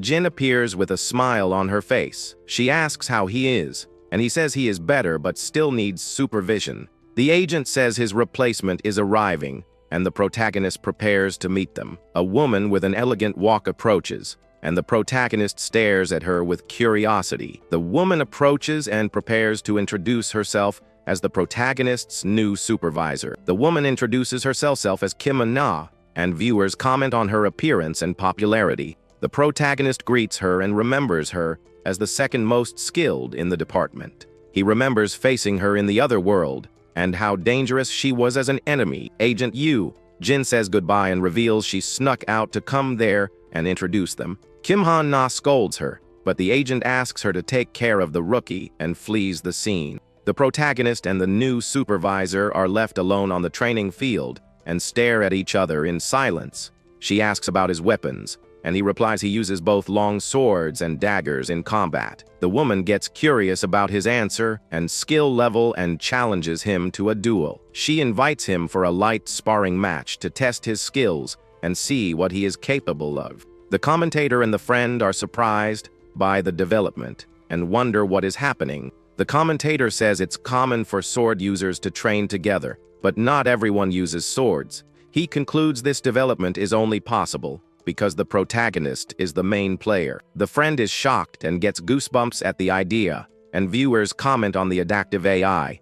The protagonist realizes the game has a completely different flow from other players. He understands that depending on his actions, the story can unfold in different ways. The protagonist realizes the game resembles reality and prepares for the duel against Kim. Now, the woman prepares for battle against our protagonist. Kim Hana then suggests they fight using only swords, no special skills. But our hero says that's a no-go because his body enhancement skill is always active. She agrees to use her powers too. Right after, the two lock eyes with a serious gaze, getting ready for the combat that's about to kick off. And so, the duel begins with a powerful clash of their wooden swords, creating a trail of green energy. Kimna keeps her focus entirely on the battle as she defends against our protagonist's rapid attack. Dodging her counter-attack, Hyan moves with impressive agility to escape the blow. The impact of their exchange is so intense it creates a visible shockwave on the training room floor. They continue the fight at high speed, trading attacks and defenses in a fluid and precise dance. In the studio, the commentator is blown away, saying that Kim Hana isn't messing around and is seriously strong. Her friend then asks if her build is the God of Wind, one of the strongest in the game. However, the commentator corrects her, explaining that the God of Wind build was actually inspired by Kim Hana herself. He also notes that our guy is managing to keep up with her speed, which is pretty surprising. On the battlefield, Kim Hana is visibly surprised by our protagonist's skill level. Hyan then explains that it's not just about being fast, but about exploiting openings with precision. Hearing this, a sly grin appears on her face, and she seems thrilled by the challenge. She decides it's time to use a little more of her true strength to test his limits. In an instant, she unleashes a powerful and swift attack, aiming directly for our guy's head. The strike is so fast it becomes a blur of green energy. After the attack, Kim Hana stops and watches him with an impressed expression. She then admits that, as expected, he really is a worthy opponent. Kim Hana then says she thought he would dodge, since he stopped the blow right near her neck. She compliments him, saying he's much better than she expected. But our hero just thanks her politely. Next, she asks where he learned to sword fight, and our guy replies that he was self-taught. Impressed, she tells him to follow her, and soon after, several mission completion and level up notifications pop up. He follows her to a room filled with weapons hanging on the walls, like swords and battle axes. Kim Hana then reveals that this place is the department's armory, and a man named Kim Hanwoo greets them. Kim Hanwoo explains that she brought him here because she figured he'd need a real weapon. She agrees, saying that although he already has a weapon, he doesn't need to keep using one with no special abilities. With that said, Kim Hanwoo tells him to feel free to choose a weapon, and then leaves the room. Now alone, Kim Hana tells our protagonist to take his time and pick the weapon he likes best. Our hero then starts looking at the options, but realizes there aren't many worthwhile weapons there. He finds a blood-sucking spear called Dragos and thinks it's decent enough for combat. However, just as he was about to grab it, something in another corner catches his eye, and he looks surprised. Our guy turns and looks at another part of the armory, seeming to have found something very familiar. It was the Soul Devour sword, an indestructible weapon that recovers health and devours souls to grow stronger. He wonders why a black market item is here, and if it was stolen from the department by someone. Suddenly, he has a vision of himself in the other world, proudly wielding his beloved sword. Kim Hana asks if he's decided, and our protagonist confirms he'll take the Soul Devourer. As soon as he picks up the sword, an ownership transfer panel appears in front of his face. Seeing it all on the stream, his friend is shocked and wonders what the heck is going on. In the studio, the commentator is stunned, saying that at this stage of the game, a weapon with 2 options would already be a huge deal. He also mentions that this isn't the first time our hero has gotten gear that's way above his level. He then recalls the hermit's necklace that our guy picked up on the last stream, which was a mid-game item. With a smile, the commentator explains that in Reverse Planet, the risk-reward calculation is pretty clear. His friend then understands that he got the necklace because he defeated difficult enemies on the first clear. The commentator agrees, adding that our protagonist has completed everything with flying colors so far. Because of that, his friend concludes that the Soul Devourer as a reward seems pretty plausible. Even so, the commentator says it's just a hypothesis for now, and they should keep an eye on the situation. Back in the game, the ownership transfer finishes, and our hero thanks Kim Hana for her help. Now with a new weapon in hand, he suggests they do a sweep so he can get used to it. The scene then takes us to the top of a large, snow-covered mountain shrouded in dense fog. They land on rocky ground, feeling the cold breeze of the mountain summit. In front of a dimensional portal, Kim Hana remarks that he got a pretty good warm-up just getting there. She remembers a guard saying the portal was just a little further ahead, which gets them both ticked off. Kim Hana then explains that this place is an invasion zone for wolf-type entities with a low danger rating. However, she warns that, because they have a strong territorial instinct, they'll probably attack in a pack soon. Our guy says that saves them the trouble of having to hunt them down one by one. With that, Kim Hana decides she'll just observe and will only step in if things get too hairy. Our protagonist then summons his new sword, the Soul Devourer, from his shadow storage. With it, he senses the enemies approaching and says they are coming. Suddenly, several ferocious wolves leap towards our guy, who readies himself for combat with his new sword. With a jump, he delivers the first strike with the Soul Devourer, directly hitting one of the creatures. He then spins his body and hits several other wolves with a single, powerful swing of the sword. The attack is so strong that it sends the monsters flying, creating a path of destruction in the forest. Shortly after, a notification pops up saying the Soul Devourer's cutting power has increased. In the studio, his friend is amazed at how easily he wields the greatsword, as if it were a feather. Wielding the weapon, our hero thinks that the feel is completely different from other swords he's used. Watching the fight from a distance, Kim Hana is surprised by the technique he just used. She then recognizes the move and wonders if that was the famous Heavenly Moon Slash. Our protagonist feels that the sword fits perfectly in his hand, unlike any other. At that moment, the elite entities appear with an aura of purple lightning and glowing eyes. On the stream, his friend comments that the stronger monsters showed up pretty quickly this time. Without wasting a second, the creatures charge forward at high speed to attack our protagonist. With his sword in hand, he prepares to face the new threat with a determined and cold gaze. The commentator wonders where he learned all those martial arts, since he never trained in any sports. His friend then suggests that maybe it was in the Colosseum, which piques a viewer's curiosity. Our hero plants his feet firmly on the ground, preparing to launch a powerful counter-attack against the wolves.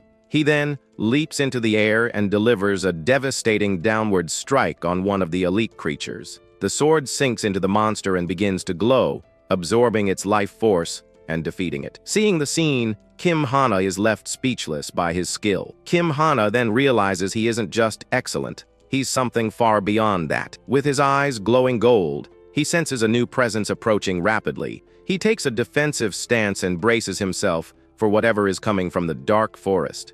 Suddenly, a gigantic creature erupts from the ground with its massive mouth and sharp teeth. The monster is the boss entity, the Silver Wolf, an enemy feared for its strength and speed. In the studio, the commentator gets hyped and explains that this entity is famous for wiping out newbies.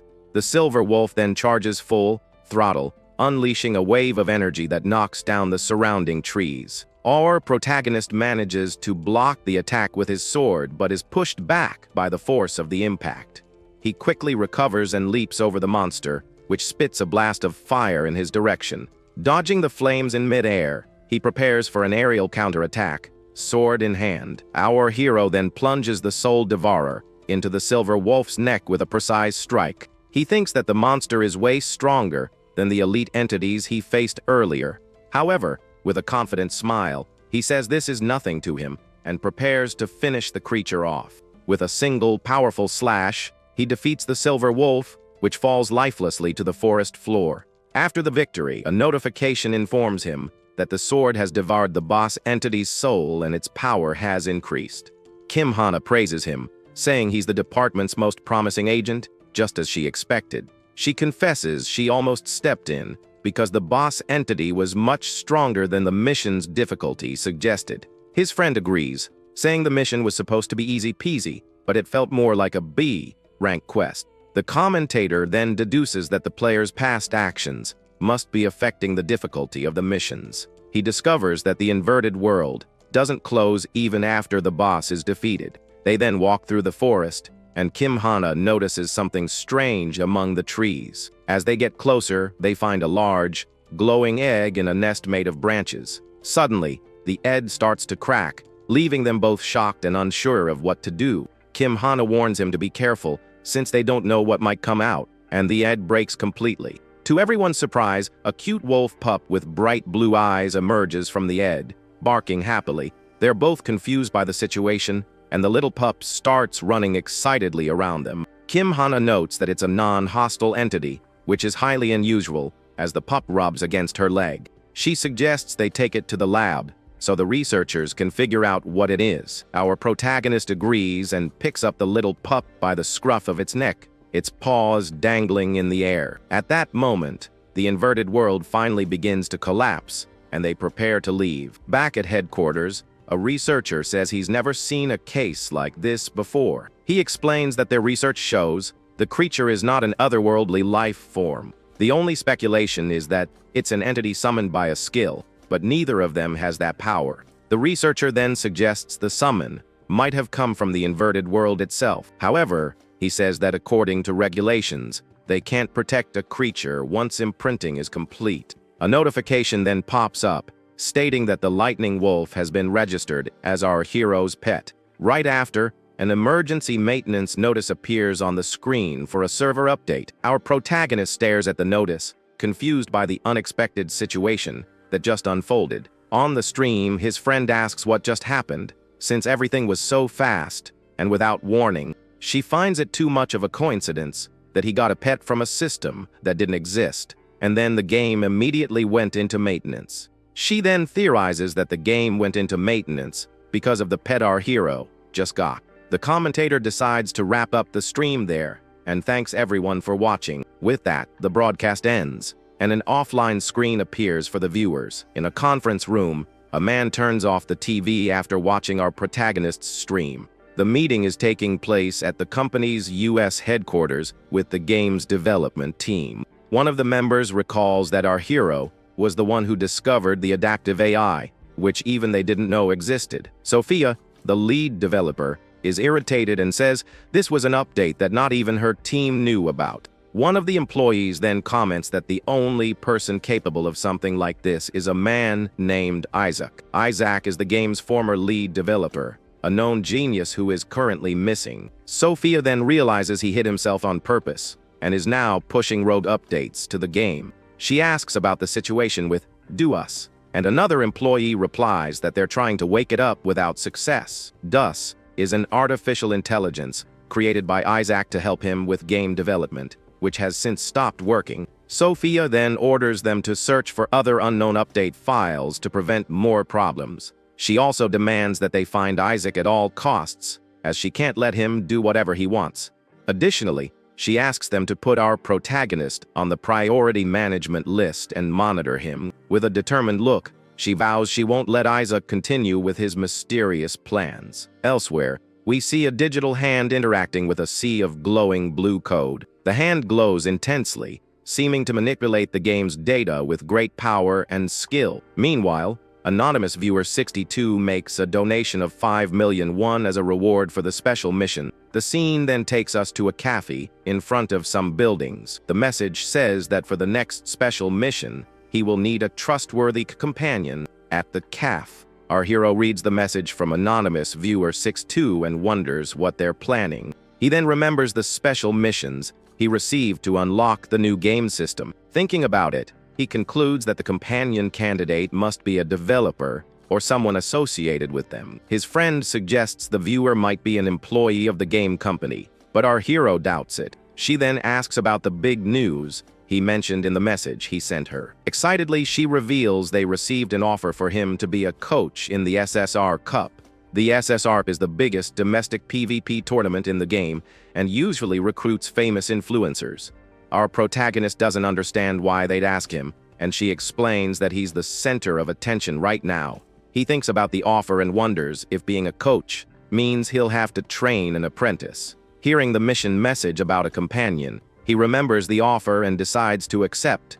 His friend is thrilled with the news and says this will be a huge boost for their stream.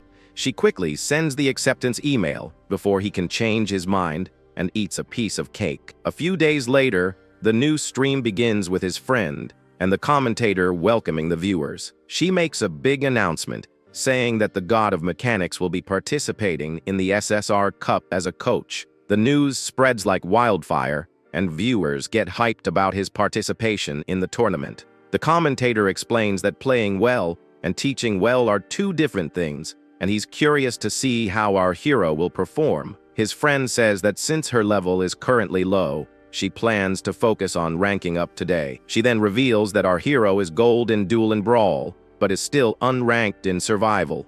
Yet another new mission appears, challenging him to win in survival mode completely unarmed. With the mission in hand, our protagonist gears up for the challenge while viewers doubt he can pull it off. Determined to prove them wrong, he accepts the mission and enters the PvP arena to start the match. He's transported to the military base, an area known for its intense and dangerous battles. With his eyes glowing gold, he scans the environment and prepares for the hunt to come. Using his sharp senses, he identifies the presence of 19 players nearby. Knowing he needs to be fast to get 40 kills, he rushes to the center of the action. With an acrobatic leap, he launches himself from the top of a building to surprise his opponents. The impact of his landing creates a shockwave that kicks up dust and debris all around. He then begins to take out the players one by one with powerful and precise punches, without hesitation. In the studio, his friend and the commentator are shocked by the speed and brutality of his attacks. The kill feed starts filling up with his name, showcasing his complete domination of the match. In no time, he's already racked up 18 kills, leaving a trail of destruction in his wake. With his hands dirty, he clears the outer area and gets ready to head to the center of the base. The commentator jokes that everyone else should just give up because our hero is on a whole other level. The match continues, and now only 2 players are left standing in a silent warehouse. The last opponent waits for him, sitting on a crate with a hood covering his face and his hands wrapped. Our protagonist attacks him with a high kick, but the enemy manages to defend against the blow. The opponent counters with a swift punch, but our hero dodges with impressive agility. The opponent then slides back and prepares for his next move with a focused look. With his fists clenched, he gets into position for the final battle. The commentator then notices that the opponent is also using a physical enhancement build. His friend is surprised, as his kill record is also impressive with 15 kills. The viewers are also stunned by the number of kills, since even 5 would be considered good. With 39 kills for our hero, the tension builds to see if he can get the 40th. The two begin trading blows at high speed with incredible technique and precision. The exchange of blows is so intense it creates shockwaves in the air with every impact of their fists. Our protagonist manages to land a powerful blow to the opponent's chest, knocking him off balance. He then seizes the opening and unleashes a strong kick, but the adversary manages to defend himself. The impact of the kick sends him flying backward,